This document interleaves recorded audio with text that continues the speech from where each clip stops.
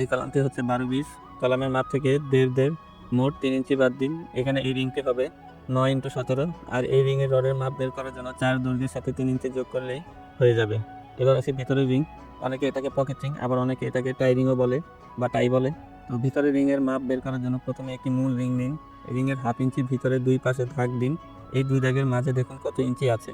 এখন এই এক পাশে যতগুলো রড আছে তার থেকে এক কম নিয়ে মাপটাকে ভাগ করুন। মানে এখানে 4টি রড আছে, তাই এখানে গ্যাপ হবে 3টি। আবার যদি 5টি হতো তাহলে গ্যাপ হতো 4টি। তো মাপটাকে সমান করে ভাগ করে দিন। এখন যে 2টি রডে ভিতরে রিং হবে, এই 2 দাগের মাপ নিন। ধরুন এখানে 3 ইঞ্চি আছে, এখান থেকে 2 ইঞ্চি বেশি নিলেই হয়ে যাবে। আর এদিকের মাপ রিংয়ের মাপই হবে, যেমন এখানে 9 ইঞ্চি আছে, এটাও এইদিকে 9 ইঞ্চি হবে। আর 2 ইঞ্চি এই জন্য হবে কারণ দাগ থেকে রড 1/2 ইঞ্চি বাইরের দিকে যাবে এবং এর বাইরের দিকে আরও 1/2 ইঞ্চি বাইরে থাকবে রিংয়ের রড। ভিতরের রিং এর মাপ ঠিক থাকলে রডের গ্যাপগুলো সমান হবে এবং কাজটিও অনেক সুন্দর হবে।